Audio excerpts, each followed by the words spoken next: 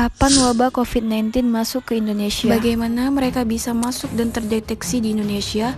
Yang pertama, jin terbang dari Wuhan dengan Lion Air JT2618 menuju Bali sebelum kota itu ditutup karena kepanikan meluasnya wabah virus corona. Ia berada di Bali selama sepekan dan pulang ke Cina melalui Bandara Pudong, Shanghai dengan menggunakan pesawat Garuda GA858 pada 28 Januari. Sehari kemudian, ia melanjutkan perjalanan dengan kereta dari stasiun selatan Nanjing menuju stasiun Huainan, Provinsi Anhui. Tiba di rumah, Jin dilarikan ke rumah sakit karena sesak napas dan demam. Ia dinyatakan positif terjangkit corona.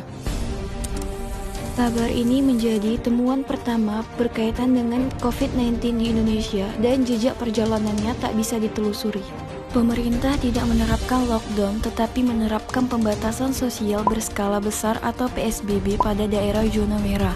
Alasan utama pemerintah memberlakukan PSBB yaitu jaga jarak atau physical distancing selama ini dilakukan belum efektif di tengah masyarakat.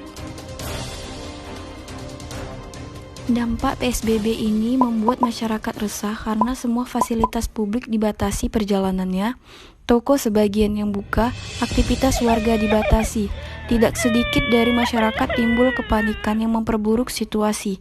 Sebagian masyarakat tidak bekerja dan sebagian lagi di PHK. Ekonomi menjadi tidak stabil ketika aturan tersebut diberlakukan di beberapa daerah. Dan lahirnya oknum-oknum yang memanfaatkan kondisi tersebut untuk mendapatkan keuntungan. Contohnya, penimbunan bahan-bahan pokok yang dibutuhkan masyarakat dan suatu saat akan dijualnya kembali dengan harga berkali-kali lipat. Jika ekonomi semakin turun, pemerintah akan kehilangan investor-investor dari negara lain dan pastinya ekonomi semakin menurun. Selain itu, akibat pandemi ini, terjadi kepanikan masyarakat, pekerja banyak dirumahkan, ekonomi yang menurun, dan tentunya terjadi krisis perekonomian. Karena faktor-faktor itulah, pemerintah seolah yang bersalah dan disudutkan oleh masyarakat. Kita sebagai masyarakat yang cerdas harus memiliki kesadaran diri untuk mengatasi dampak dari COVID-19. Nah, untuk meringankan masalah perekonomian masyarakat menengah ke bawah, kami dari KKNDR 132 UINSU memberikan beberapa solusi cerdas dalam menghasilkan uang di masa perekonomian yang kandas seperti ini. Salah satu contohnya yaitu jasa melukis yang dapat menghasilkan uang. Kami membuka jasa order di berbagai sosial media sebagai berikut.